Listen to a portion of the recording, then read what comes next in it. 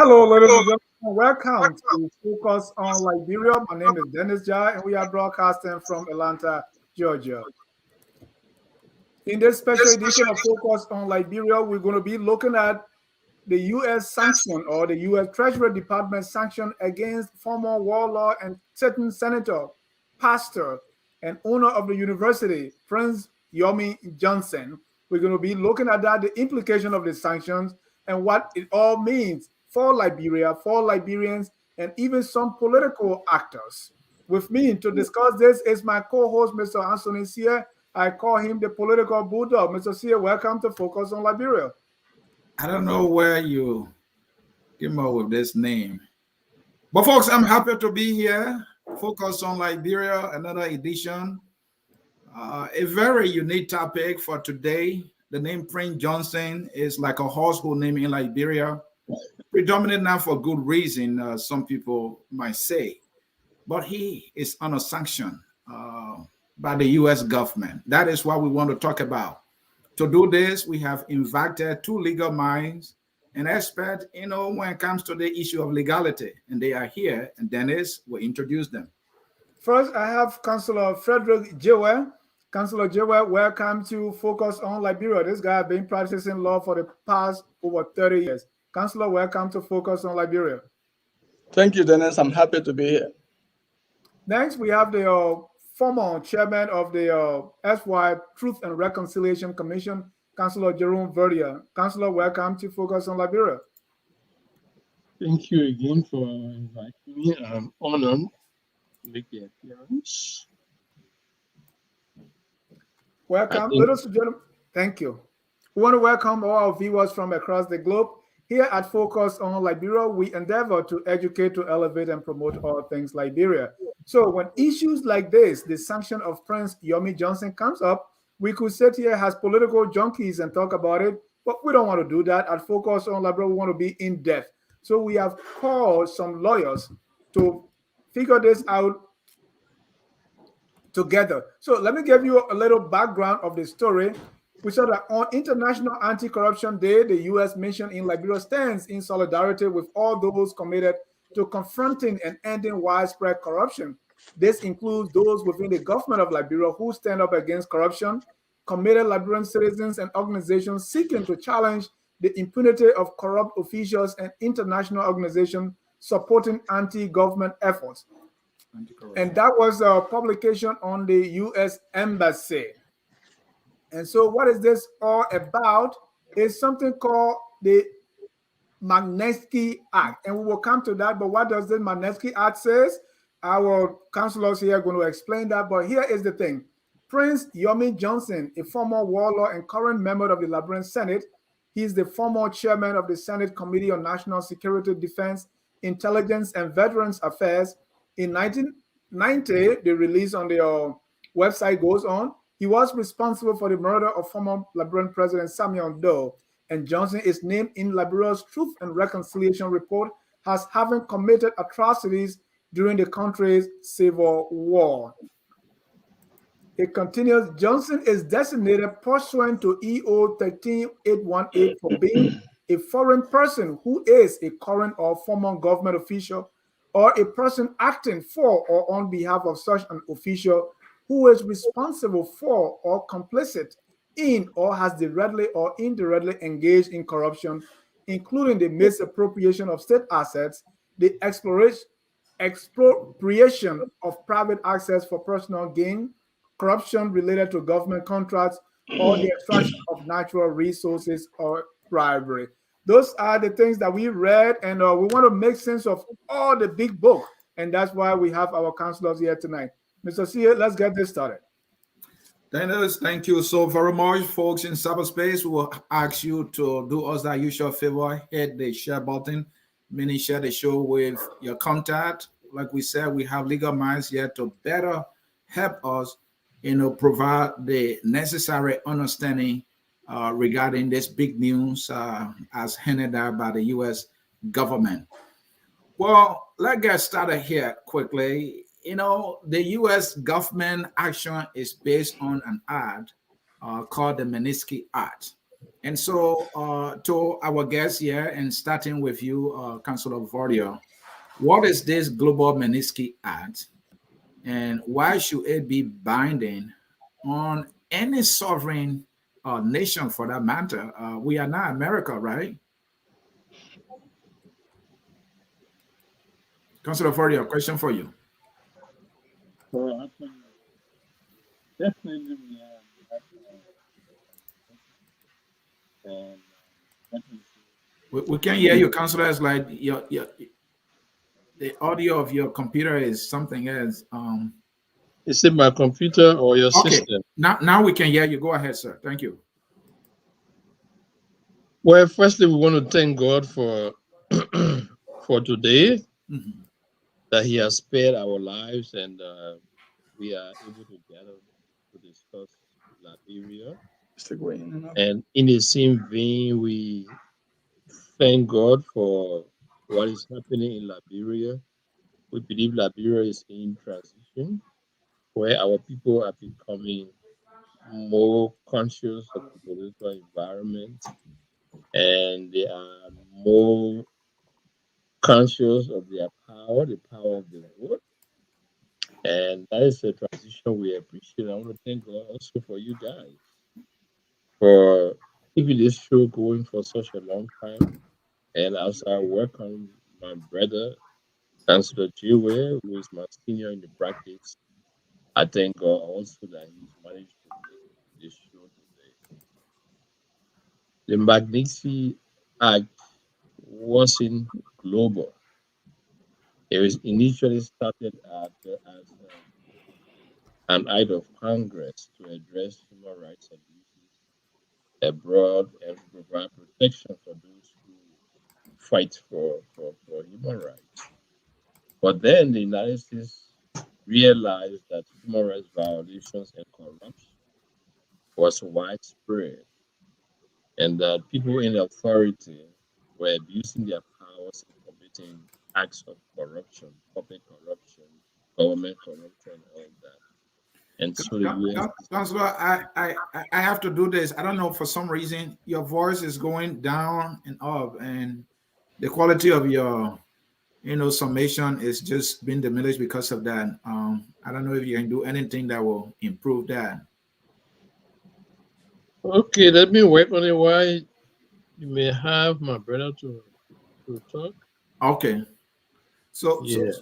Councillor Jayweh, this Magnitsky Act, I know your colleague were trying to give the history there, but my question is, how does it come to apply to other countries like Liberia? Because this was something that was enacted in the U.S. Congress.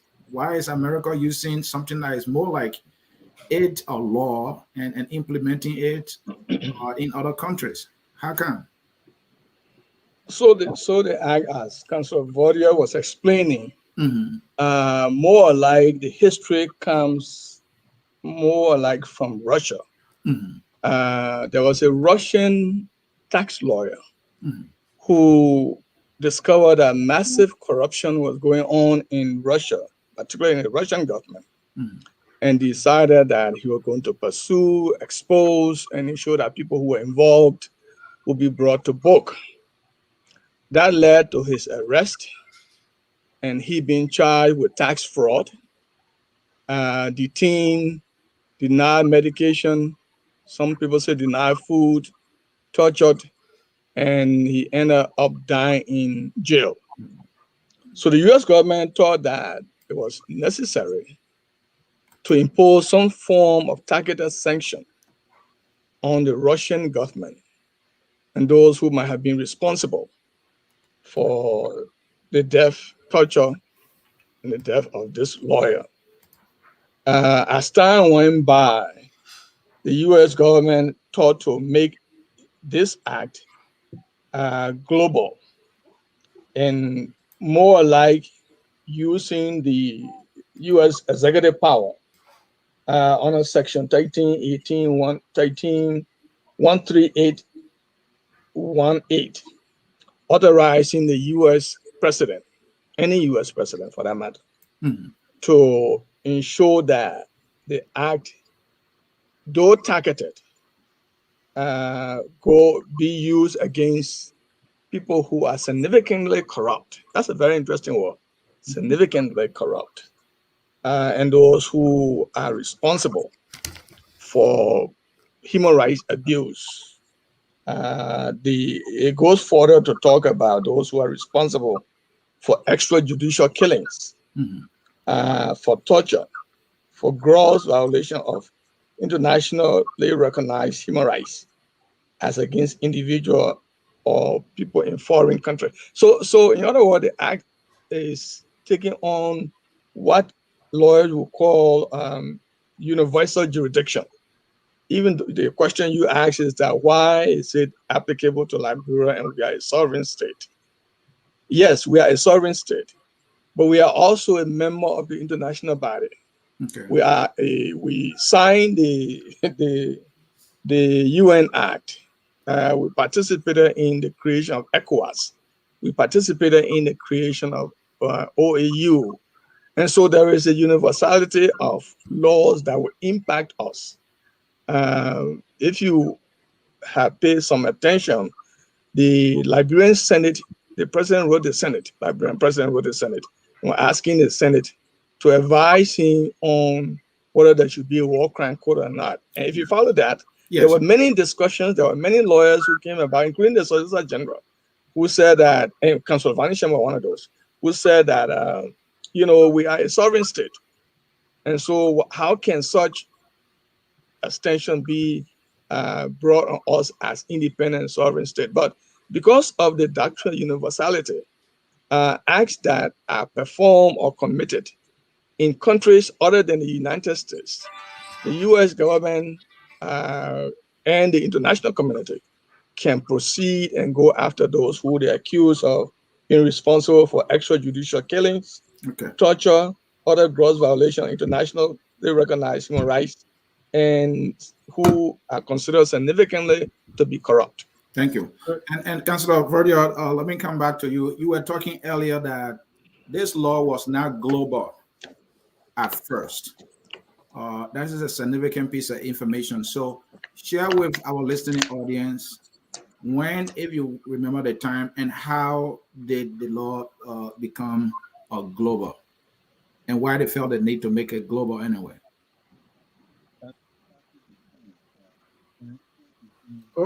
No. The problem continues, Councillor Verdier. Yeah, the problem continues. We can't even hear you. Are you mute? You sure you have not muted me? Okay, now we can hear you. I don't know. Are you using an app? What is the microphone on that computer? Is it a headset or something? Because it looks like when you look one way before we hear you. Yeah, so if you look towards your left, I think your left. You're right. You're heard. No, look the other way. Look the other way. Let's see. Right. Okay. Right. Now we can hear you. Yeah, maybe I should sit up. Yeah. Yeah, sit up. You know, it's evening time and it's cold, so I was relaxing. Let me try and connect my thoughts. As I was saying, political corruption, human rights violations became widespread.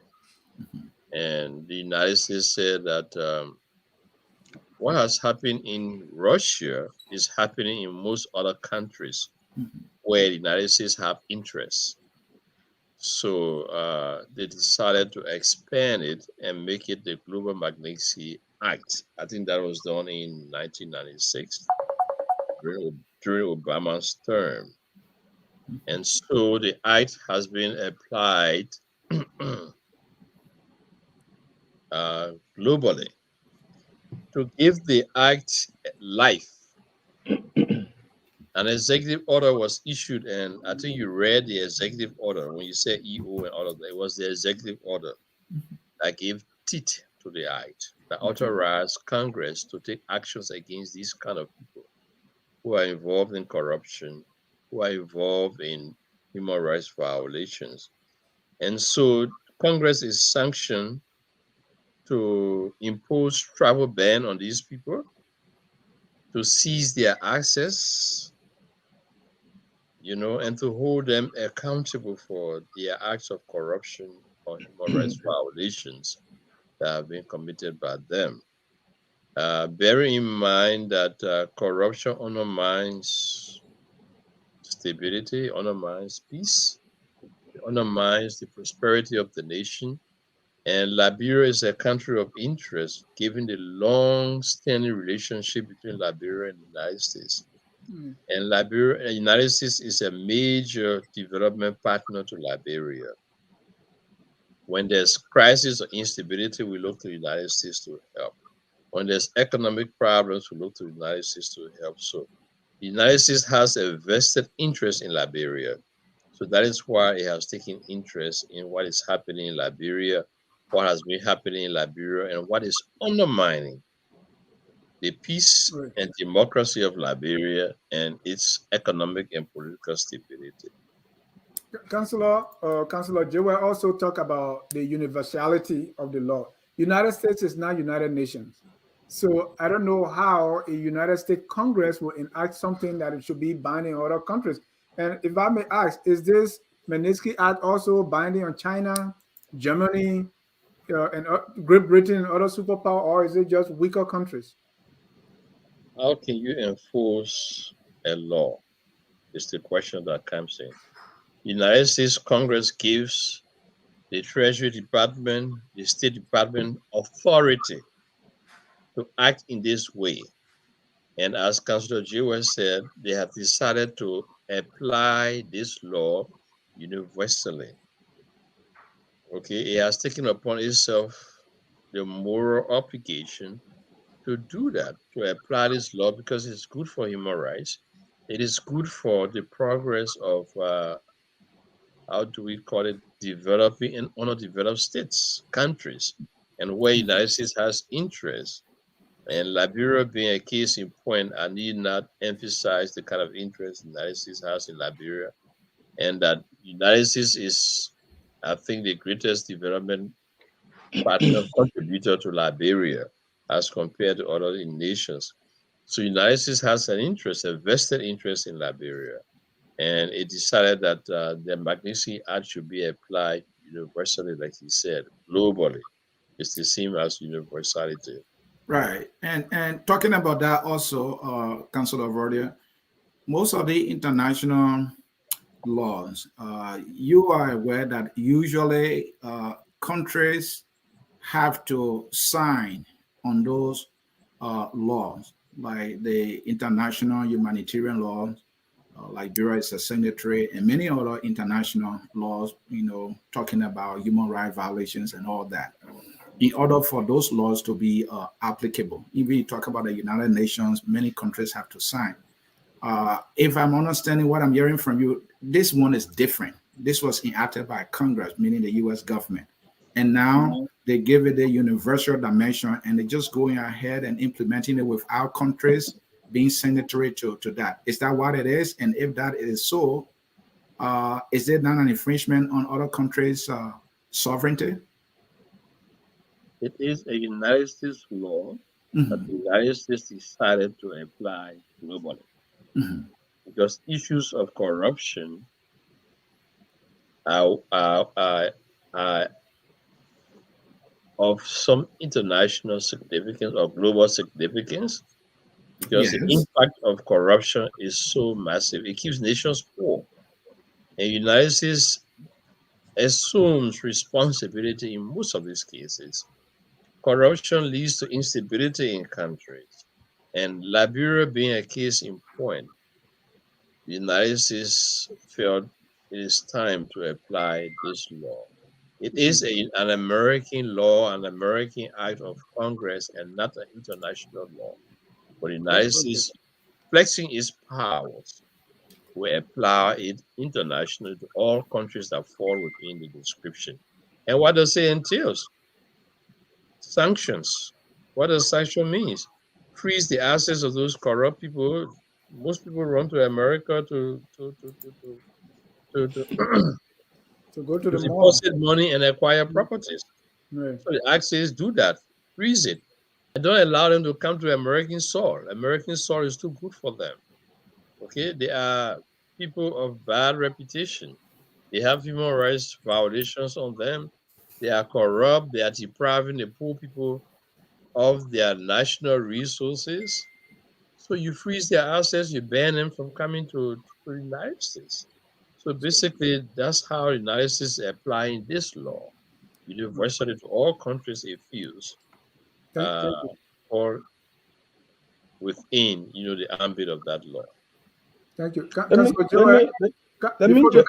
before you come in, Mhm. Councillor Jayweh, because I want you to talk about the enforcement. You Okay. know, how is this enforced, and is it only for weaker nations, as I asked? Can you do this for Great Britain, Germany, China, and other superpowers as well? If you think you have this universal power to be flexing. Let me maybe go back and directly answer when was the Global Magnitsky Act enacted into law.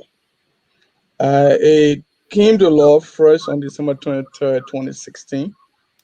The executive branch, then the executive branch of the U.S. government, on a executive order 138108, thought to expand the act on December 20, 2017, to implement specifically the act. The president of honor executive order 13-13818.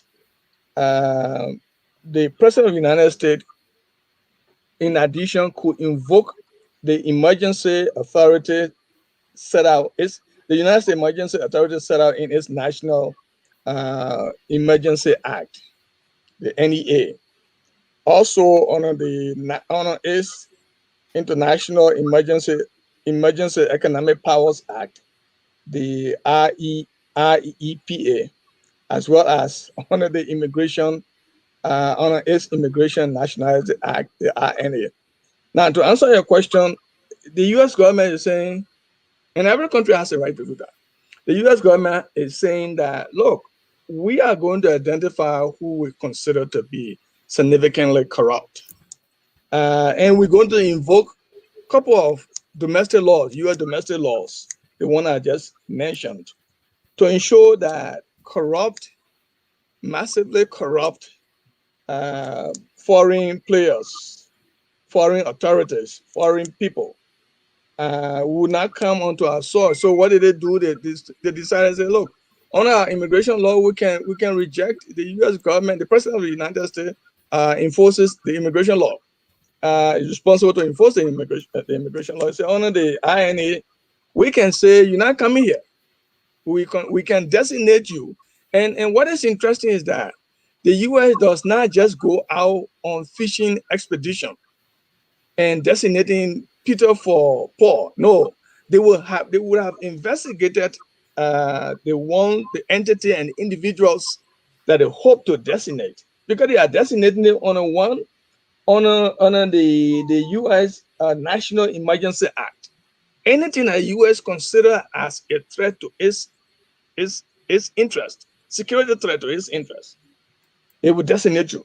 It also went ahead that anything that it considered corruption to be an act against the economic interests of the U.S., even though you may say Liberia is far from the United States. But people who are there, how does it happen? As Councilor Verdier said, people who are massively corrupt, they don't keep their money in the countries that they are involved in the corruption. They come to America. They buy big houses. They invest in businesses. They open bank accounts. They operate clandestinely. But the U.S. will know those people, and having investigated them, the U.S. will designate them. So your question as to whether Great Britain could be targeted or only weak countries have been targeted, no. Because most of the countries we may consider as weak have little or no interest in human rights, have little or no interest in how much money they store, or they have taken out of the country. Let me go back. In 2017, President Trump designated, I think it was like 125 Nigerians And interestingly, I went over the list and I was looking at, why were these people named and how rich were they? The former president of Nigeria, Jonathan Goodluck, his wife, that lady had 13.7 billion. This woman cannot read. If you make the house as big, the letter as big as this house, the woman cannot read. She has 13.7 billion, not naira, 13.7 billion United States dollars in United States Bank, in Bank of America. Then the vice president, the former vice president of Nigeria, had into his own account in the United States, in Citibank, he also had between 17 to 9 billion. I'm not saying naira, I'm saying US dollars. And other 25 of the Nigerians that I saw on that list, the total addition of corrupt money that they had in the United States, not including physical assets, were about $92 billion. Is that something that is comparable to Germany? Is Germany involved? Are people in Germany involved like that? Are people in Great Britain involved in such a way? Are people in Italy involved in the Western country like that? Look at, we went back What's to the answer to that, Councilor Jayweh? What's the answer to that? No? No. The answer is no. Because the law will also govern that. All the US is saying that this is global. If you live in Great Britain, you commit such an act, this law will bar you from coming here. If you live in Great Britain and store money and have it invested in here, I don't know where the corrupt people find safety and security, thinking that they can come and put the money here in the United States and nobody will know. Maybe people in Liberia may not know. Maybe people in Nigeria may not know. Maybe people in Guinea-Bissau may not know. But the US government will track it. Councilor Jayweh, may I follow up here on the enforceability aspect of it, right? Okay. So, and this is out of curiosity. Councilor Verdier clearly submitted that the US has been a major contributor to Liberia. The US puts money, even our election, to decide elections in Liberia, right? And then USAID, they also put money there. So my question, could one of their reasons to be that, hey, we send money in this country, this is US tax dollars, and if these funds are being misapplied by some key actors in Liberia, and then we have the moral responsibility to act. I mean, this is out of curiosity. Could that be one of their reasons as well?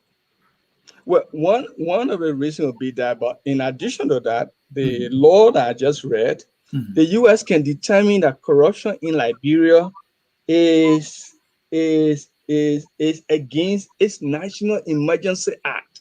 Okay. Affects its national security.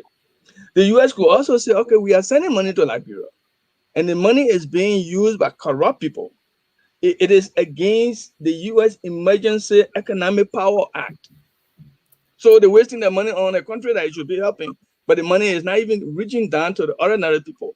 And in addition to all of that, the US is saying that such act of corruption is inimical to our economic interest. We're wasting our money. Such act of corruption undermines our security. So that's how the National Security Act is involved. They also say such act of corruption or major human rights abuse is also against our Immigration Act, because these people travel between states.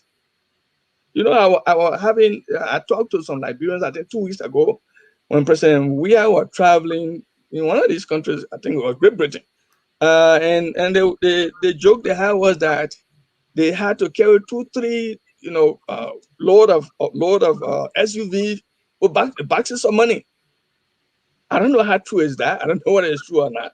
But the question is, all of these people who are corrupting in their countries, they feel that they are secure by putting their money into US bank. The other thing is that the banking system operates globally. So you can transfer money from here to Liberia from bank to bank. You can do it through Western Union or MoneyGram, all of that. So there is a security check also on all of those. The enforcement aspect would be, for example, I just said that if Prince Johnson is Has he run to the, gotten to the bank to say, let me withdraw my money? In many cases, when a sanction is imposed, the banks will be honored, will be required to honor the imposition of sanction on those who are sanctioned. One enforcement of the act would be, there would be no way that Prince Johnson can withdraw any money from any bank in Liberia, because those banks are also transacting with banks in the United States. That also have global, because I heard Prince Johnson saying, I'm not traveling, I'm here in Liberia, I don't have anything in America, I don't, and what would the sanction mean to me? Wait until tomorrow morning, right, and let him go to the bank and cannot withdraw any money. and that's the question. And those who may want to do business with Liberia, and ministries are being named. Those ministries are being referenced, not named, but those ministries could also have international issue with the U.S. government. They will employ all of the laws that I just read here to include how much the dealing should be with Liberia. So it's not just Prince Johnson; it has a long leg extending over there. Thank you, Councillor Jayweh. And so, and that's my question, right? How can this sanction impact Prince Johnson? Because Councillor Verdier, I heard from you and also Councillor Jayweh that they're going to sanction, you can't come here. If you have access here, we'll freeze it. What if Prince Johnson is not coming here? He tells people he's 67 years old. He's being senator for almost for life. He has his university. He has his church. He can live in Liberia for the rest of his life. In what other ways can the sanction impact him if he's not banking, saving money, or only access in America, or he's not traveling here? What we should know is that, okay. Go ahead. No, go ahead, Council. It's for you, Councillor Verdier. Go ahead, Councillor Verdier. Okay, what we should note is that the sanction is an act of the U.S. government. Okay. So the U.S. government enforces its own law. And sanctions have implications for the future. If you are sanctioned and your act for which you are sanctioned is criminal, it means that the potential for you being prosecuted in the future exists. And Liberia, given the relationship with the United States, honor a better government than what we have, will seize the opportunity and move on with prosecution where necessary, if the act complained of is criminal in nature. So the implications are vast. And as Councillor said, don't think it's just Prince Johnson. There will be more sanctions. There will be others involved. Prince Johnson is not acting alone.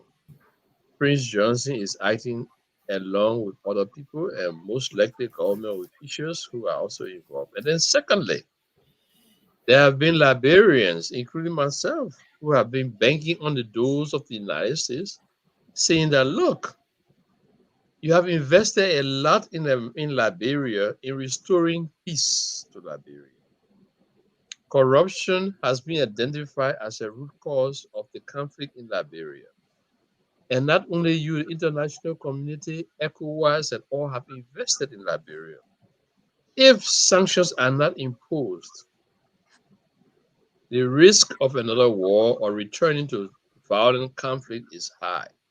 So we beg you, you have to put these things under control. As a superpower, you have to identify with this effort to sanction these corrupt people, because the current government is incorrigible. People feel nothing will happen.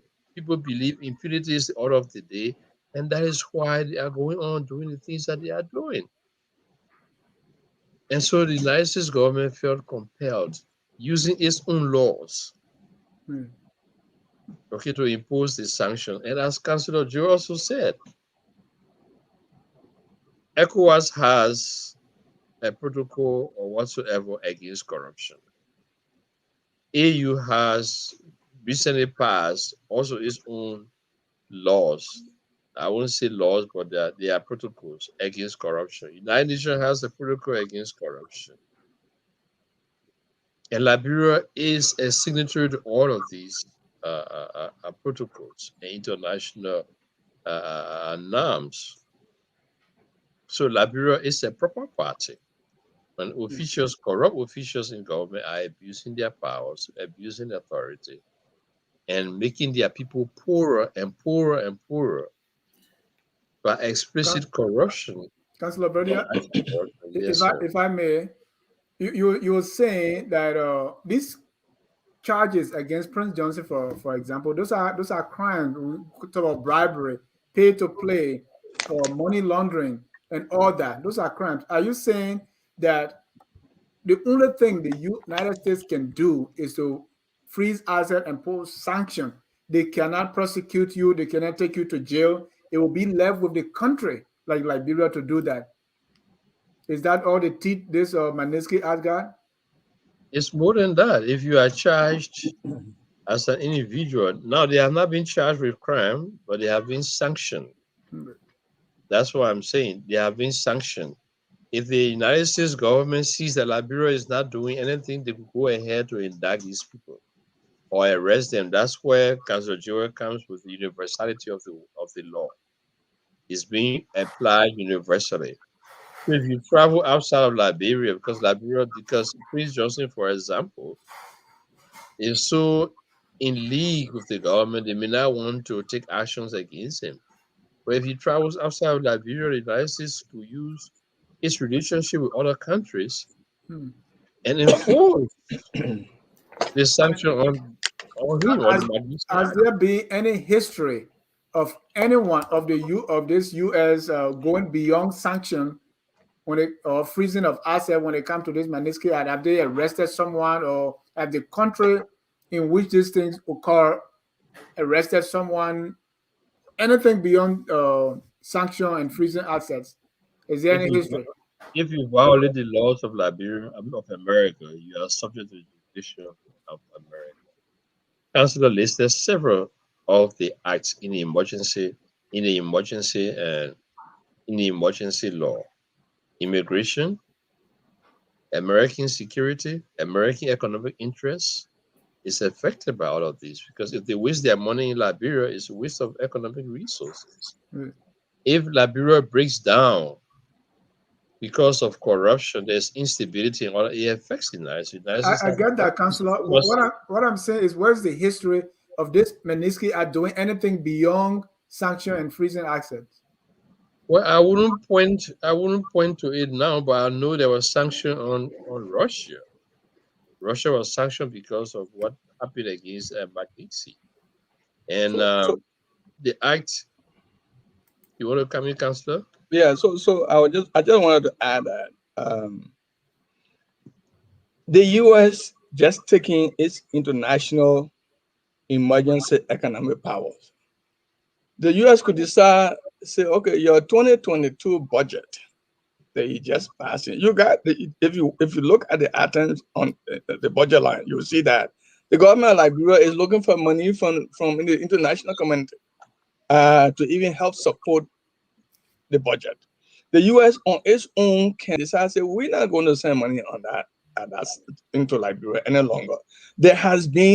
Historically, there has been no one indicted and arrested, just to answer the question clearly, for the violation of this act. But it doesn't mean that if you may attempt to travel outside the United States, outside of Liberia to the United States, or even in any African country, the U.S. government could not have an indictment out for Interpol to I know, right, for Interpol to arrest you. I know right now, Mr. Johnson, who was, I think, deputy. I think he said he was one of the deputy speakers of the ECOWAS parliament. He doesn't go to Nigeria anymore. So the act, even though the imposition and the other aspect of it is U.S. national security. If U.S. consider that its national security is affected, you could be indicted. The U.S. is not like the Liberian or the African government that will indict people and begin to expose that the indictment exists. No, they could have the indictment against you because of the gravity of the crime you have committed on a sanction. And if you travel to maybe Sierra Leone or maybe Nigeria, and the U.S. government can have Interpol pick you up from there and bring you back and you got to be prosecuted. But as it is not a simple matter. It's a very serious thing because look, you're talking about the U.S. emergency authority on its economic status. Councillor, You're talking about its national security. These are very, very serious things to the U.S. government. Councillor Jayweh. And why Mr. Johnson may not be prosecuted if he stays around in Liberia, run from Saniquale to Kakata to back to Saniquale and so forth. There may be the government of Liberia will have serious problem with all the ministries that were referenced to have been involved in a pay to play. Money laundering. Money laundering is a crime, and so it may not be surprising that we hear top ministers are also designated. Councillor Jayweh, stay on the sanction here. My colleague asked a question earlier about what is the history. You guys, the both of you talk about Russia, the example, and we also have another example of Councillor Verdier. That is the little we know. I'm not saying that's the only, but that's what we know. The situation here is like we as a country and people are so helpless. And it's also like you lawyers, including we non-lawyers, are celebrating the action of another country, of an individual in our country. We have sufficient information or believe that they have done so much wrong. How does it make us to look as a people? Are we capable of taking responsibility of, of our own here? Let me answer you that yes, Liberia had good laws. For example, I think yesterday when we had the show, I pointed out that the law on bribery, section 12.50 on to 12.53 are serious laws. For example, let me read for you section 12.53. It says a person has committed. Let me go up a little bit.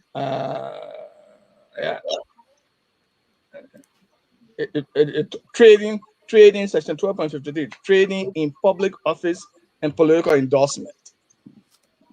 A person offense one of the first offense. A person has committed a first-degree misdemeanor if he solicits, accepts, agrees to accept, or offers, gives or agrees to give a thing of pecuniary value as consideration for approval or disapproval by a public servant or party official of a person for the appointment, employment, advancement, retention of public servant or designation or nomination as a candidate. Let me read the act on bribe 12.50. A person has committed bribery as a second-degree felony if he knowingly offers, gives, or agree to give to another, or solicit, accept, or agree to accept from another a thing of value as consideration for the recipient official action. Now, Liberia is not brilliant. Let me break it down. I'm not interrupting you, but hold on. Brilliant piece of law you just read there. The law you just read is conclusive in that this act of bribery can be done by one. So how come the two examples we have now of the Magnitsky Act is just going after one person, and in these two persons' case, Vanny and what's his name, Prince Johnson, is because they say they were involved in these acts as that one person cannot carry on.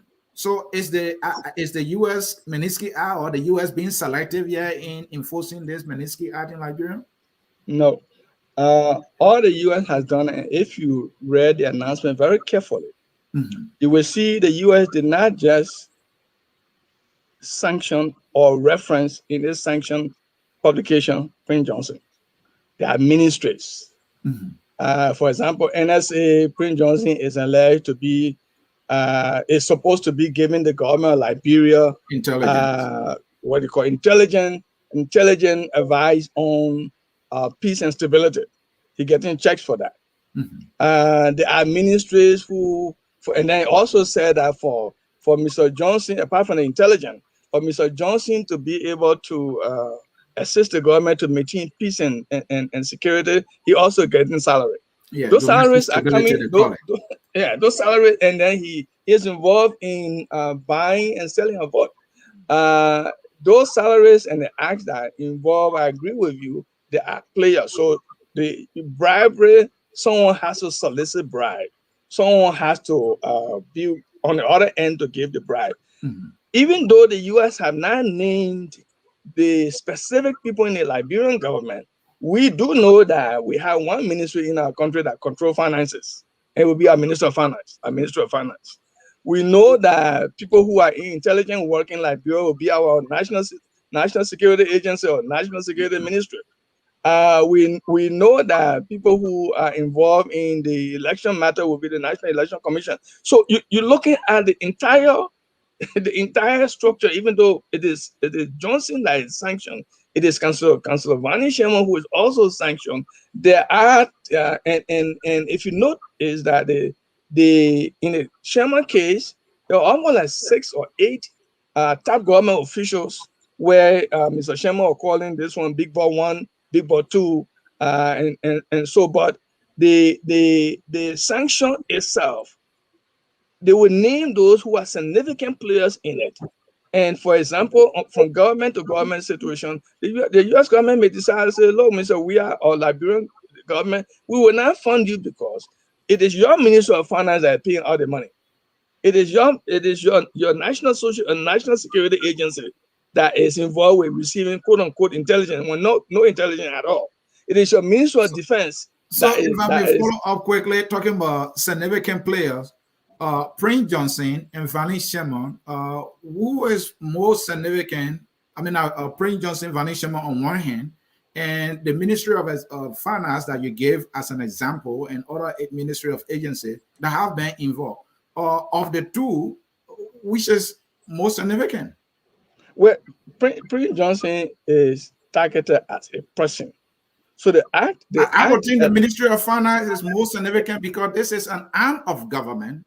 Yeah, I'm going the Liberian government that is acting in this capacity of giving out money. Some of this money probably donated by the U.S. government through other means.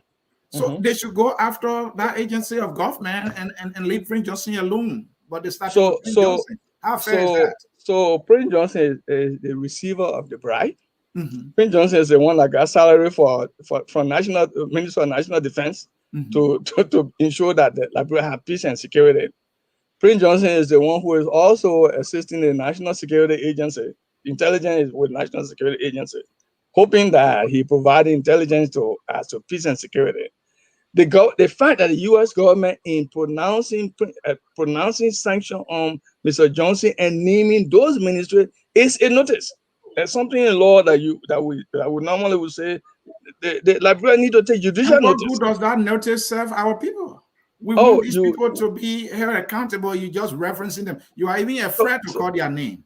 So even if they did not name the Minister of Finance, the Minister of National Defense, the National Security Agency, National Minister of National Security Agency, those institutions are in part of the Liberian government that's supposed to receive finances to support the Liberian government on its day-to-day activity. Do we know that the U.S. government is going to say we will no longer help to furnish or fund your budget?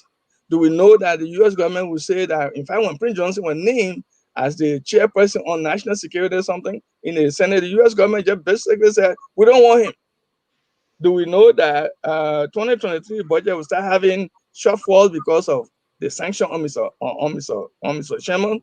Do we know that the Liberian government budget that is now before the Senate may start having problems? Do we know that several officials of the government of Liberia from the ministries that are named will be also prevented from coming to the United States? Thank you. We don't. Let's go. The possibility exists.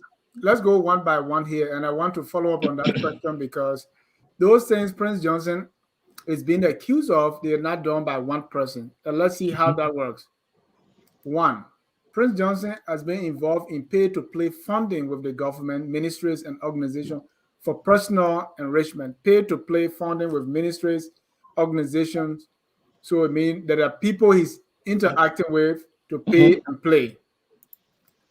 As part of the scheme, upon receiving funding from the government of Liberia, the involved ministry organization launder a portion of the funding for return to the involved, that's Prince Johnson. The U.S. government is saying the pay-to-play funding scheme involved millions of U.S. dollars. Johnson has also offered the sale of votes. Sale of vote means buyers and sellers in multiple Liberian elections, and if I may think, since 2005. Johnson received undeserved salary from the government of Liberia. Johnson doesn't pay himself. And for salary intelligence, yet he's not providing that. Somebody is paying him free money. And you are telling me that they can leave the other side alone for now and catch Johnson because that his part of the deal is more significant. Councillor Verdier, I want you to come in on that. I don't know what you expect the U.S. government to do. Firstly, public sanctions has an element of public awareness to let the people of Liberia know what is happening and how corrupt the government officials are. It's something that happens in in the budget process. People liaise with the Ministry of Finance. They include an amount as allotment for their agencies and all of that. And after the budget is passed, all of those who are connected in a scheme in raising that budget allotment, they go back to those ministries and collect the money. Yeah. That has been happening for a long time and it's happening now. Prince Johnson, like I told you, is a significant actor because he is not only involved with corruption, but human rights violations, bordering on war crimes. Most of the other people who are involved may not fit both categories. They may just be involved with corruption. And beyond that, we are not the United States government. The government has its own strategy and approaches as to how to prosecute these matters. And remember, I told you that they have long-term implications. If the government of Liberia was a good government, they would be taking action now. They will go to the US and find out where the US got its information from and who are the persons involved. And all of this gives the government of Liberia an opportunity. But as you know, our government is not going to do anything. That's why you are asking all of these questions. Our government is not interested in the information because they are they are the key players, they are the co-conspirators, and they are complicit in everything that is going on. But mind you, documentation for future actions is being done. All these people will be prosecuted tomorrow. There will be another government in Liberia. There will be an opportunity when the United States government decides that enough is enough and we will indict these people. And as Councilor said, you don't even know whether these people are being indicted already and there are sealed indictments waiting for them. Councilor Verdier, are you and other members of the TRC behind this thing? International Justice Group has been campaigning for sanctions for almost 10 years now. Including you? Including me. Including me. I'm a lead advocate for sanctions against Liberia, especially these corrupt. I'm talking specifically of Prince Johnson because the TRC indicted or found Prince Johnson, accused him of alleged war crimes, and for the past 10 years or more, you and others have been trying to get this guy face the war crimes court. Is this Magnitsky Act some form of backdoor way of arriving at the same answer? The war crimes court have not been established in Liberia. Prince Johnson is being held for past crimes by the TRC. Yeah. What is happening now are current crimes committed by him. of the nature of corruption that undermines the peace, security, and stability of Liberia, that undermines the progress and the livelihood of the Liberian people. Okay? So he is a significant actor because on two fronts he's involved and he's being targeted just because of that. His human rights violations and at the same time his corrupt acts that are ongoing. There's no backdoor. The United States didn't make those laws because of Liberia. No. And like I told you, the Magnitsky Act has been extended. The councilor said it has now universal application. It is now global.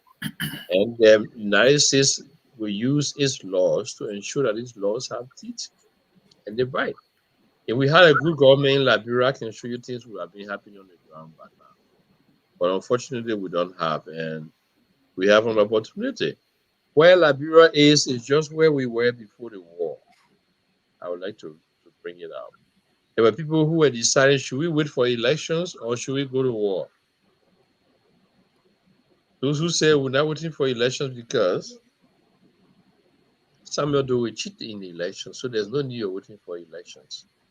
There are other people who say, well, since we cannot wait for elections to change things, then let's go to war. Liberia is in that exact same situation. And that's why I spoke of the transition. Liberian people are beginning to understand that if they elect bar officers into government, if they have people who do not believe in good governance, it makes them poorer, they suffer more, and their conditions worsen, while those corrupt people get richer. Liberians are beginning to understand that. And elections are coming. It's the time Liberians will have to, put on their thinking caps and do the right thing. Councilor Verdier, Yes, sir. when you started answering Dennis' question, he said, I don't know what you want the U.S. government to do. And I want to say, I think you know. I've read nearly every communication that has come out of your advocacy. And you restated one of that here, that you want targeted sanction against government officials, the political actors. Yes. So that is something the U.S. government can do, and you want them to do so. So let me bring my question. Frank Johnson has not been happy with you for some time now because you want to see him accountable. He's on sanction. At the beginning of this show, you expressed your thanks to the U.S. government for acting. But this is not the sanction that you have been asking for. So I was thinking that you are going to be disappointed that the U.S. government is not taking or putting sanction on current state actors who got us where we are, that you consider as where we then were, and then they walk in. So you understanding that we are at a place where this thing could explode and this needs to be done, and you are communicated that.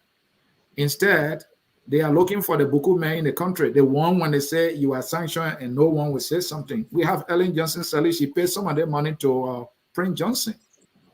And I have reason to believe that the current administration is doing the same thing. The U.S. government is leaving them out.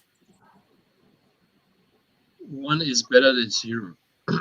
Right, and it is this always Lone Star did well, and one is better than zero. We got to start from somewhere. We've just seen the budget.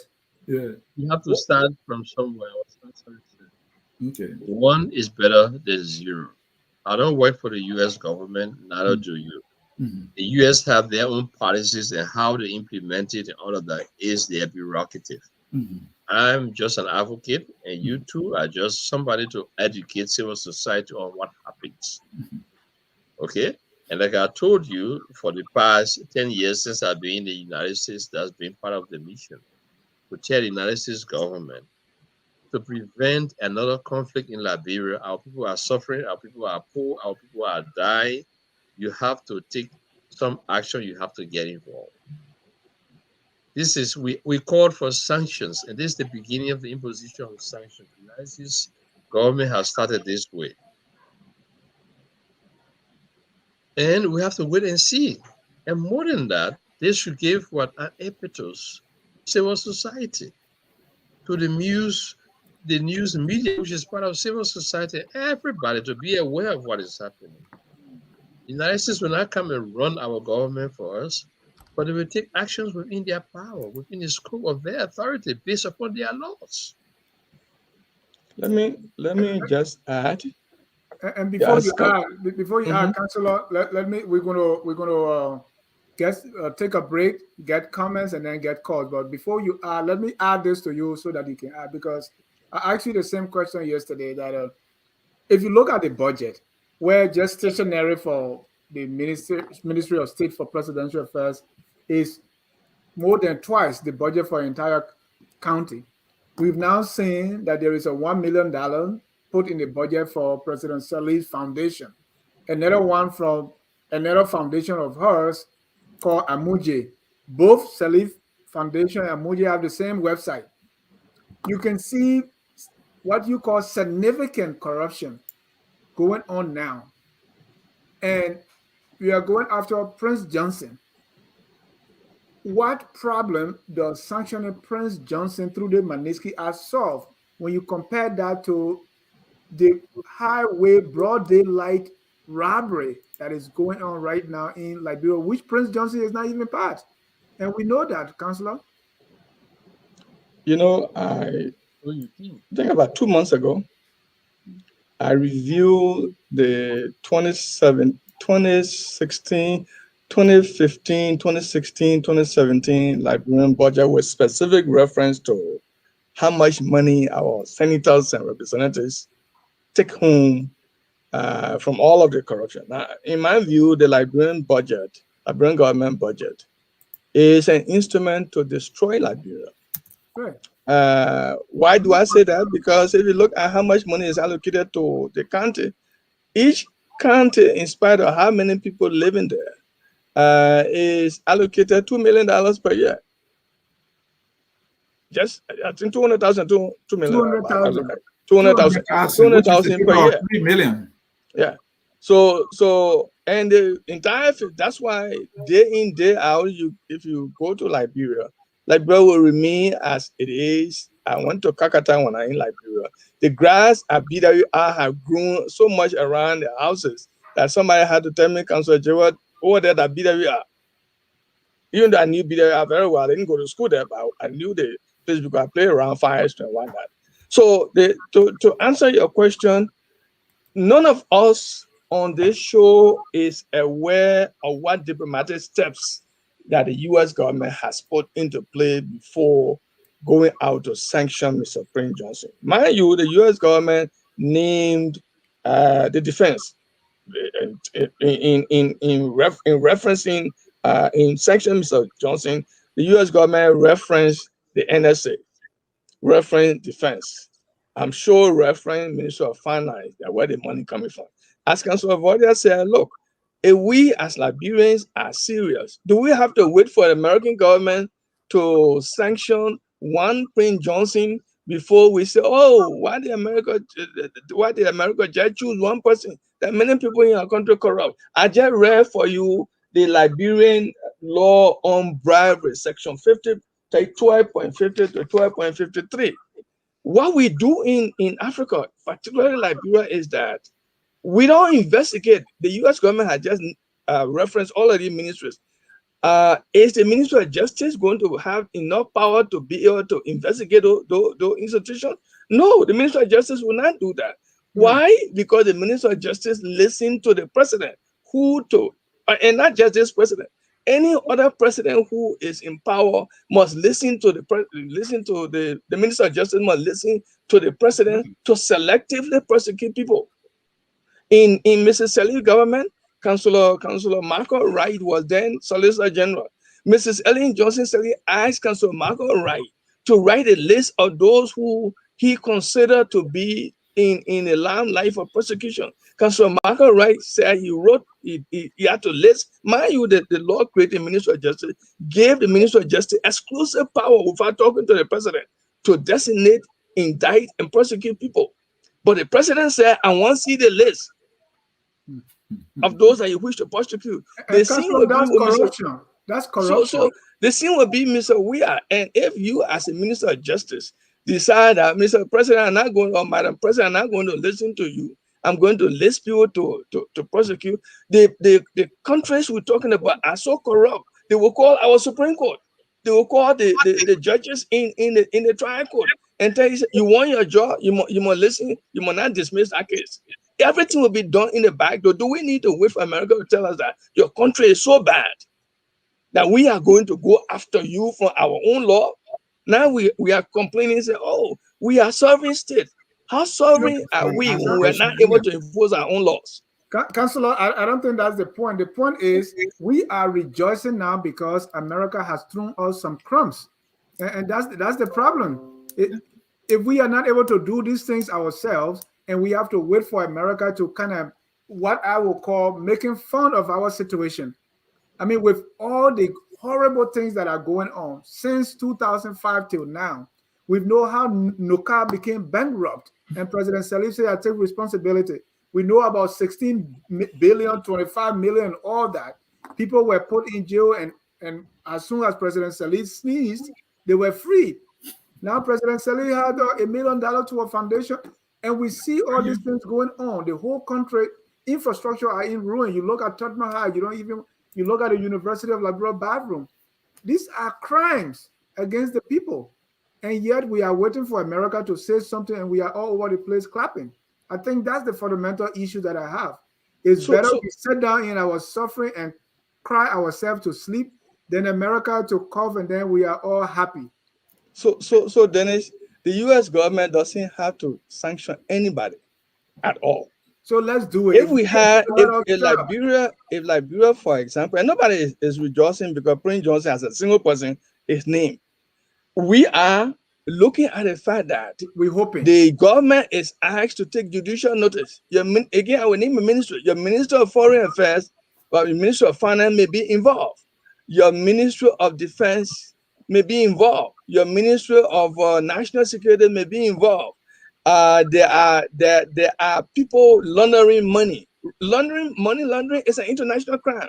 So the fact that we can sit down as a people and wait for a foreign government to pass its own law, because the U.S. government named the act. All of these are against the U.S. national security, the U.S.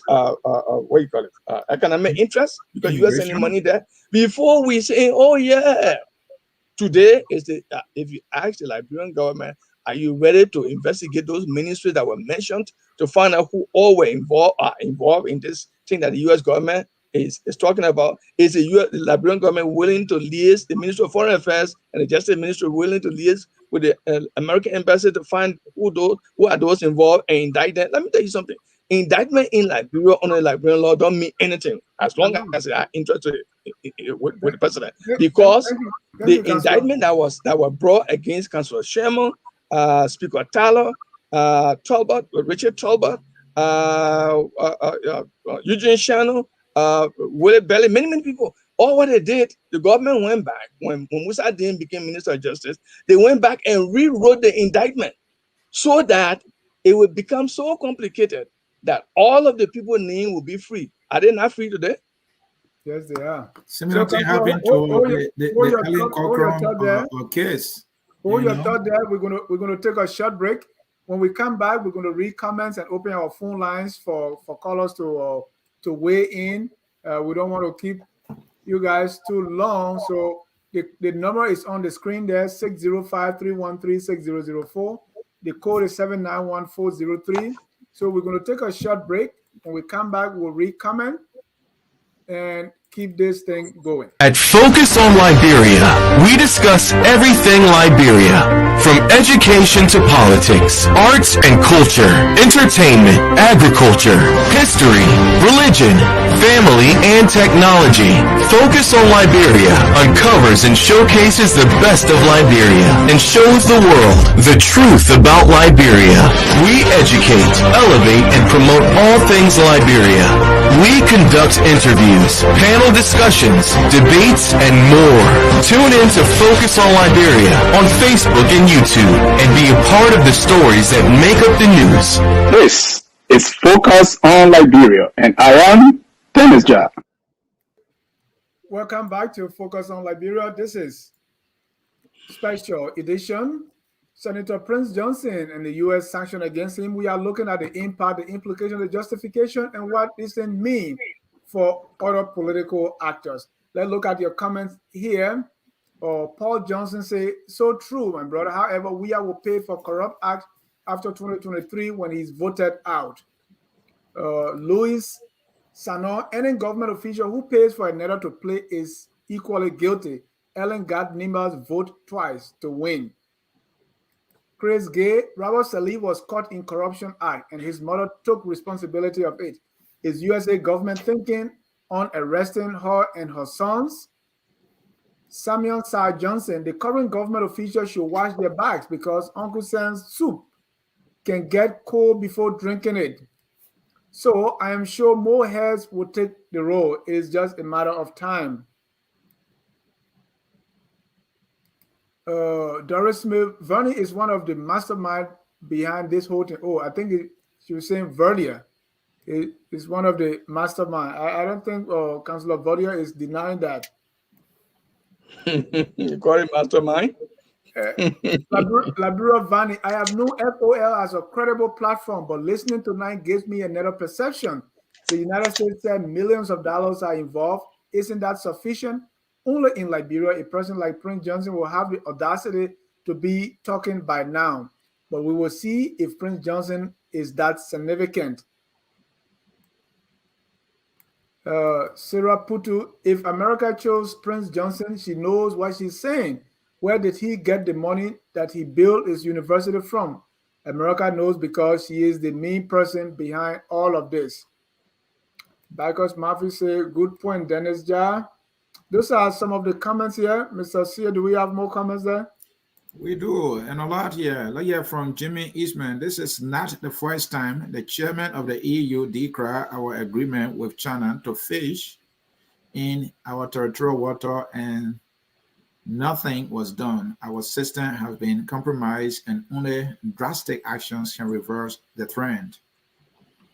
River says Pro, the Magnitsky Act, since its establishment in 2008, has indicted dozens of people around the globe. It is not a witch hunt against the current government, he writes. Did you read this one? Yeah. Okay.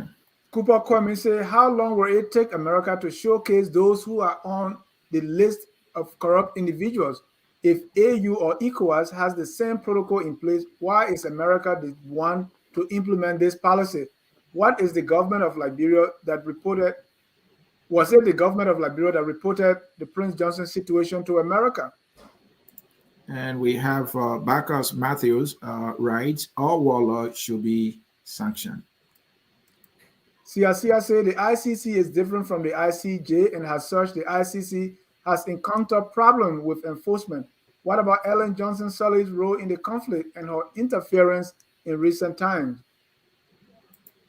But yeah, from this one from Ouija Zaza, he took money from Ellen Johnson Sirleaf 2005-2011 presidential elections and told his supporter to vote for her. 2017, he took money from George Weah and told his supporters to vote for Weah. Does this help to answer your question? Let me ask you a question, Chris Gay, right? Is Prince Johnson the only corrupt or warlord in Liberia? Cooper Kwame, PYJ does not have a house in America. America needs to come out clearly with figures to show PYJ is corrupt, undeserved salary in Liberia or in other countries. Those are some of the comments there. Go ahead, read the last comment. This from Denny Phillips. Voters go inside voting booths and cast their ballots all by themselves. No ballot votes with a gun to their head. So how does one self-vote? All right. Before our guests come in, let me get one caller here. Caller, your name and where you calling from? Hello, my name is Christian Gay. I'm calling from Phoenix, Arizona. Go ahead, Christian. Welcome to Focus on Liberia. You are live. Question or comment, please. All right. Comment. All right. I want to say first of all, thank you for giving me this platform to talk. Mr. Verdier, I know you from Budu Brown Camp. I know your personality. I know who you are. But sometimes I think you need to slow down. Whatever step you are taking towards the Liberian people, you spoke and you said you want for Liberia to be extension. It's a wrong choice. You alone don't live in Liberia, not because you're a lawyer, not because you're anybody. You alone don't live in Liberia. You can't extension Liberia. That's number one. Number two, if you want to go after corrupt people, we agree. We accept that. We love that. We want to see it. Even warlords, we want to see it. But you must have to do it generally. Number three, what I have to say, America is hurting Liberia. If you guys keep going after America to be hurting Liberia like this, and your lawyers and you sit down in the court and you know the laws, look, let me tell you something. Prince Johnson is not the only one that have. First of all, no court of competent jurisdiction ever adopted Prince Johnson. You know that for sure. You sitting down over there, you know that. You don't have no record on Prince Johnson that he was adopted in any court. You can't prove it tonight. If you prove it, I will forever call on the show. You can't prove it. You can't say anything about it. But you just sit down and say, yeah, because the people say Prince Johnson. What about Heli? Do you remember when her son went to Noka and Ben robbed Noka? Do you also know that Heli 20 person were adopted in our government? 20 person, like the other councillor were reading that he said somebody was supposed to write the corrupt people there. They wrote 20 person names down. 20 person names were wrote down in Heli government, and those people are still moving strong in that country. I want to know what is the Magnitsky Act attacking Prince Johnson specifically? That is tell of what really Prince Johnson did. Thank you. Thank you so much, Kristen. Let me start with you, Councillor Verdier. We read some comments, and now we have one call. Your reaction. We went back. You have to come forward, Councillor. We're not hearing you again. Is it better now? Yes, sir. Yes, sir. I'm saying there is nothing there to address myself to, except that the caller says he knows me from the camp. So it's a different verdict he's talking about, because I've been in conflict since the war and I never left. I never went to any camp. I was in the war. I saw all the crises from 1979 until 2003. So it doesn't reference me. And if the caller was following the discussion, he will know why Prince Johnson is being sanctioned. Liberia has a serious problem with good governance and accountability and transparency. It didn't start with George Weah, but it's continuing with George Weah. One wrong doesn't justify another.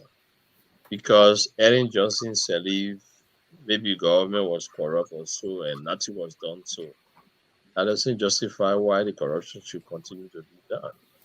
It's a question of principle. It's a question of policy. The United States decides to act now. What's wrong with that? The United States didn't act at that time. What have the Liberians done? There have been Liberians that can select myself. He's talking about who has been telling the United States government, you have to act now. The situation is serious. You need to impose sanctions. And these sanctions are on individuals and not on Liberia, not ordinary Liberians. And they are meant to protect the interests of ordinary Liberians who do not benefit from their budget, who do not benefit from their resources. The resources are not being equitably distributed. People are getting poorer and poorer, different from what it was maybe 5, 6, 7, or 10 years ago. So the situation warrants such an action, and the United States have agreed. We've been liaising to make sure it is done, and the United States has decided to act on one person for now. And I'm convinced there are others. It's not just Prince Johnson alone that there will be more sanctions. Councillor Jayweh? So the thing that need to be made clear for people who following this show and following the sanctioning of Prince Johnson, the sanction is not on Liberia. Let's get that clear. So no one is advocating this night that Liberians should be sanctioned. All we are saying is that Liberians need to be able to respect their own laws. The authority we have do not enforce our laws. And so when the US government got tired, they said, we are going to go to sanctioning people in Liberia because it affects our national economic interest.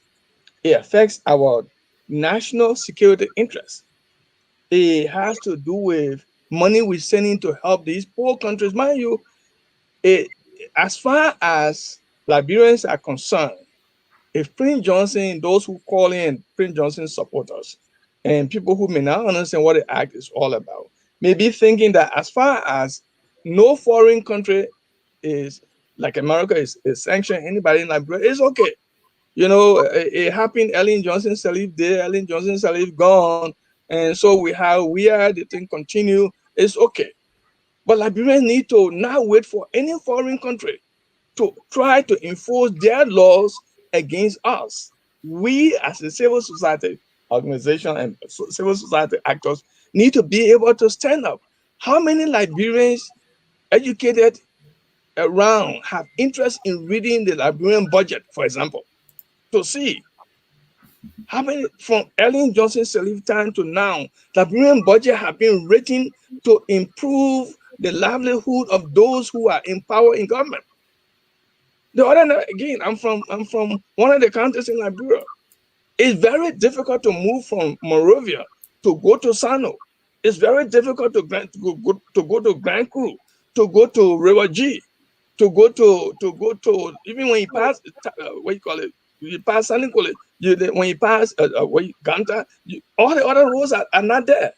It's because the budget is set year in, year out to enrich people. Are Liberians going to talk about it, or are they waiting for America to say this budget is bad before Liberians can talk, or before they can hold the leader to be responsible? How many Liberians are concerned? I mean, so we are in less than 6 months built about 43 to 46 different what you call it apartments visible right there in Liberia. How many Liberians are going to talk about it? Yeah. Are we waiting for America? Councillor, I want you to, this question keep coming, so I want you to address it once and for all. Okay. Why only Prince Johnson? Well, for now, well, you got Prince Johnson and what you call it, Sullivan Sherman. And I would add, Liberian government officials are called under this sanction, are called to take judicial notice of those. If the real government means well, it will liaise with the U.S. government to find out who are those involved in money laundering at the Ministry of Finance. Who are those involved in money laundering at the National Security Agency? Who are those involved with Ministry of Defense? By now, indictment should be drawn. Right. Give the Ministry of Justice free hand. But are we waiting for America to support it? Both of you are saying if the government is serious, what can civil society, the general public, media institution, lawyers like you, and the both of you, what can we do now as a society to take it to the other step? Let's say, can we sue and say, hey, here is the indictment, or here is the sanction. We have to, how can we nudge the government, or what can we do to take this to the other level? All civil society can do is to advocate for change. In Liberia, the prosecution of criminal cases rests exclusively with the government of Liberia. No civil society actor, no lawyer can go to court, draw an indictment, and go to court, because the prosecution of crimes rests exclusively with the government of Liberia.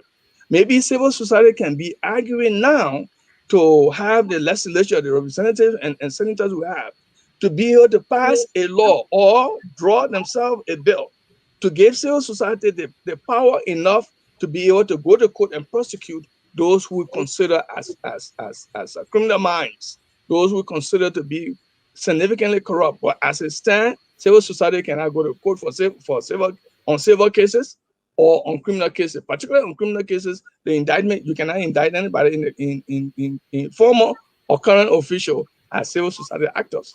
You can, I guess, impress upon our legislature to ensure that they can enact laws or a law to empower the civil society to be able to prosecute those cases in spite of the government like we're being involved. Let me tell you another thing. The the Liberia Anti-Corruption Agency. Recently, when President Weah spoke, perhaps during the Democratic meeting that the President Biden is having, he just said that agency should now have exclusive power to be able to prosecute those who are involved in corruption. But I can tell you that in order to prosecute corrupt officials in Liberia, the government has to be willing and ready to do it, because it starts with the president. That you mentioned Mrs. Salih's son, and Mrs. Salih came back and said, "Oh, I am taking responsibility." Was Mrs. Salih serious to say that? Mr. Weah declared his asset. When the public began to ask for the opportunity to see what all Mr. Weah owned, he said, "It is because of my family and myself. No public will see it." And who dare to make it for anybody to see it? So what we're doing is that we are defeating ourselves. America is not teaching us, or it's not insulting us. We are insulting ourselves, because we have laws that we cannot prosecute. We have people who are corrupt, and we either say, let it go. So Prince Johnson is not the only person. Let the government begin now to start investigating the ministries that were mentioned in the U.S. sanction. If seriousness is there, let the government now open up President Weah asset. Let all the do you know most of the ministers in the Weah government has not declared their assets? There's nothing that you can see. Are we waiting for America to say declare your asset? Thank you, Councillor Jayweh. You are making very good points there. Many advocates, even on our platform, we continue to call on the government. You talk something that we have taken on here, focus on Liberia, which is trying to show the budget to our people. Correct. This is a big instrument, for, like Councillor Verdier explained, quite succinctly, for development. That's your budget going to do it, right? And if you look at this morning, like you said too, anytime they release the budget, it only develops the bank accounts of the officials. It does not pave. It does not build new schools. It does not even renovate the schools. Even if you're looking at the current budget, since President Weah came to power, they didn't put money in the budget to renovate the University of Liberia. That's why you see the school looking like that. I mean, how can you do that? But so that's besides the point. Let's come to the implication now of this sanction. And my question is, should other political actors be worried in doing business with Prince Johnson? Will this stop them from doing business with Prince Johnson? And will that in any way, shape, or form impact what the election results going to be in the next coming election? I heard recently, and I think I read on front page recently, that because of the sanction of the U.S. sanctioning Mr. Prince Johnson, the people of Nima County will enter a protest vote. I don't know for whom. Maybe they're thinking that the protest vote will be on the side that Prince Johnson, the person who Prince Johnson, Mr. Weah, who Prince Johnson has said he would rather die with him for 2023. Perhaps that's what they mean by the protest vote. But there is real, significant, and grave consequences for any government, for the opposition, as well as for the ruling government, to be seen with Prince Johnson in Nima County campaigning all over the place and putting your hand up and say, "This is our candidate. This is my candidate. Vote for them. Vote for him." Additionally, prior to the sanction, Prince Johnson, who have controlled Nima County all along, lost significantly. He told CDC, "Don't put up any candidate. For me, give me everything else I needed. I will put up a candidate that CDC will support." And CDC followed that, which is the ruling party. They lost miserably. To Liberian people say, cut the sheen from his face. He said, "The man who won Sam Brand and my cousin. He's a girl man. I supported him clandestinely. I did not. No, you are losing Nima County." That's what the situation is. As far as I'm in looking at the implication, politicians will have to wash their hands from Prince Johnson, or they will face the consequences, both not only to the United States, they will have international implication on them after they are elected. It is a sad thing that our people who will vote, if they vote those same people in the power, you got yourself to blame. I see when I'm in Liberia for 6 months, the time I was there, I saw people selling 25 pieces of bitter cola on Broad Street because that's the only thing they had to sell. I saw people selling 10 bags of water that they tie in the plastic. That's what the women were on Broad Street doing in order to be able to get money to buy 1 cup of rice. It is because of how they voted. It is because of if the Liberians have sense by now, are thinking, will now think that Prince Johnson is a curse on Liberia. And associating yourself with him will mean a lot for Liberia. Because look, the Prince Johnson is sanctioned, we still have way to eat. If the government ministries that were mentioned, if those ministers are sanctioned, the ministers still have money to eat. So the Liberian people, it's a responsibility to have to vote people who have interest in the country. Not compare 200,000 per county to what I saw the final the 2015, 2016, 2017 budget. The legislature will carry on 53 million individual with the House of Representatives and Senate. Yep. I wrote about it. 53 million to 200,000. And Dennis, I have a question for Councillor Verdier. It's a different version. Councillor Verdier talking about whether or not they should worry other political actors. Of recent, the Minister of Presidential Affairs is implementing the President's Scholarship Project, they call it. He went to Bonn. The last time, you probably might have seen the video, he entered Bassa County, Buchanan, like Jesus Christ entering Jerusalem, right? And he's giving out millions. Will this Magnitsky Act stop him? Should he be worried? Why should I be worried whether if you come this way? Come closer to, we can hear you, Councillor. I'm saying, why should I be concerned about whether a corrupt minister of government is worried? That's too bad. Come forward a little bit, please. Come forward a little bit, Councillor, please.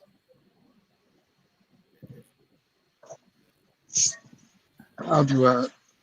Am I still not clear? No, you are clear. You are clear. Go ahead.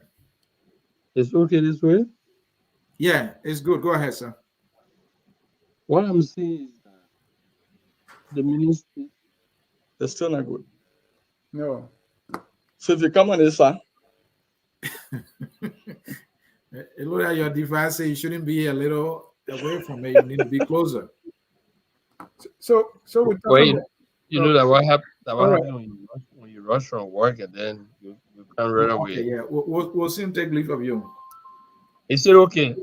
Yes, go ahead. Yeah. What I'm saying is that I'm not concerned about whether the corrupt minister should be worried or not.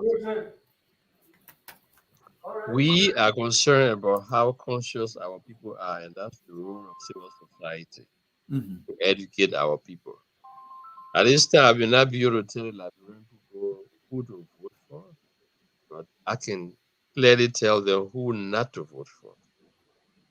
Because they have seen these people have performed, and they know that that's some of the transition I was talking about.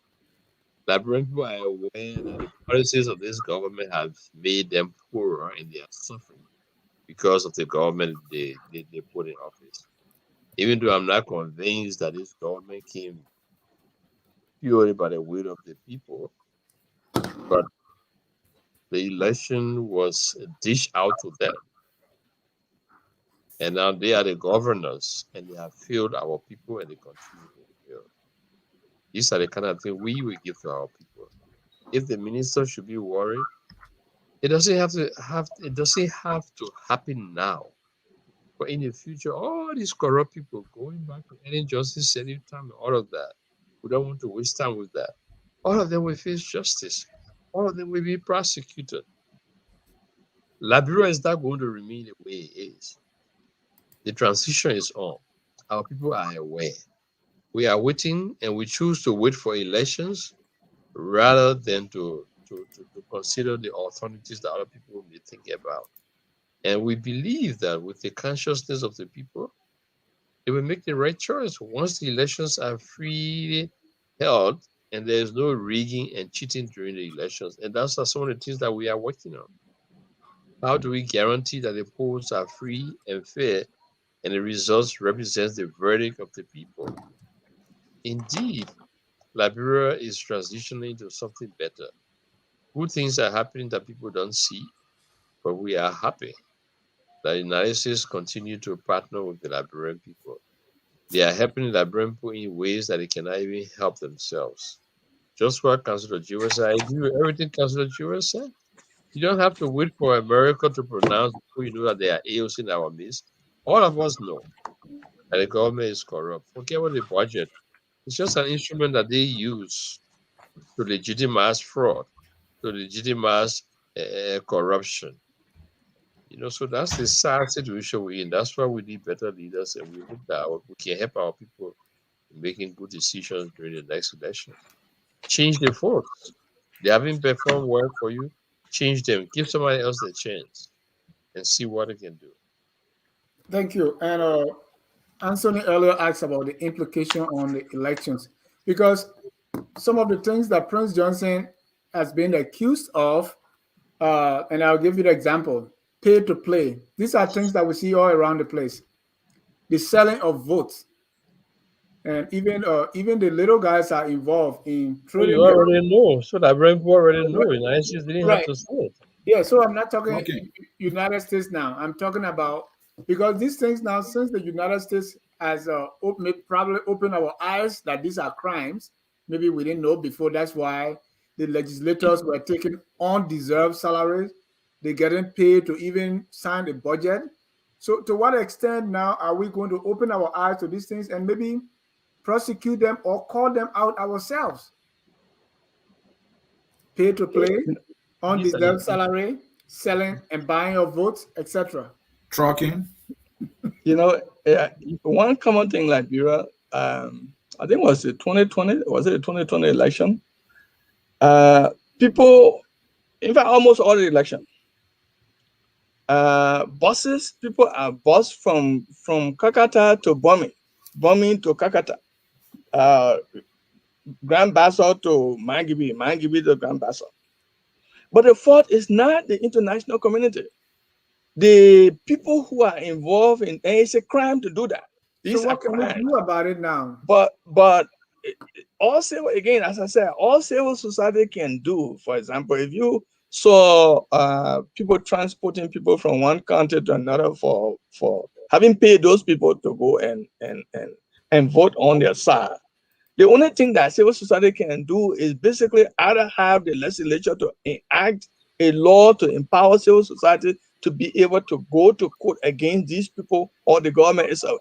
As it stands, it is the government of Liberia, which is a joke. The election commission is the one that hosting the election.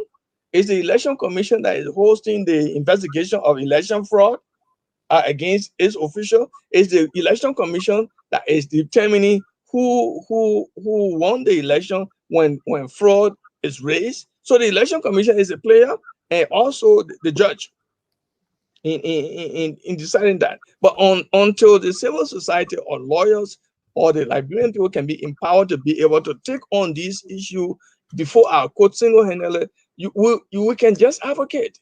We can just talk about change.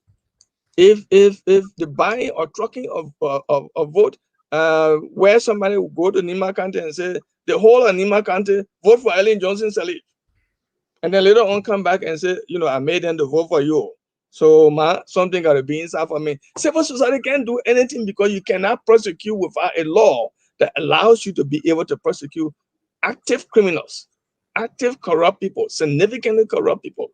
So the government, if we don't have senators, elected senators and representatives that will pass law that will empower civil society to be able to individually prosecute or collectively prosecute people, the budget will continue to be used as an instrument, against the Liberian people. Thank you so much, Councillor Jayweh.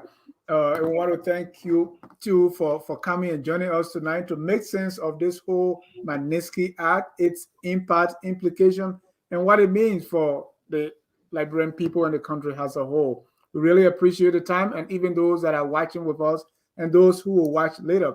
Where else can you get this except Focus on Liberia, where we educate, we elevate, and promote all things Liberia. At this time, we'll go around the room and get your closing comments. And let me start with you, Councillor Jayweh. I would say that Liberians, although you just have two people publicly sanctioned, Liberians should continue to praise the work of civil society actors. Liberians should continue to support pronouncements. Liberians should not sit and wait for a powerful country like America to pronounce one or two people as being significantly corrupt before we can come out. We have good laws. We need to be able to hold our leaders accountable. Civil society need to work together to ensure that those who are elected are able to pass laws that will empower the civil society. As Councillor Verdier said, I would join him to say we thank the American government for being able to point out that's our weakness. We are weak about being able to enforce our own laws, for being able to name those people and mention the ministries and institutions, agencies that are involved. We hope that this will be a lesson to those who want to running for political positions in Liberia, as to making sure that Prince Johnson does not become the hot cake that everybody wants to have on the dinner table to celebrate a birthday. At the end of the day, we need to do better, and we need to pray for our country to move forward. Thank you. Councillor Verdier. Yes, that is the closing thing. We need to pray for our country to move forward. Let us pray for Liberia. Liberia has been hijacked by people who do not mean well for the country.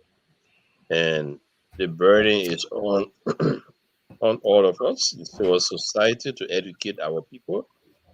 And my word to our people is that don't vote for the guys again.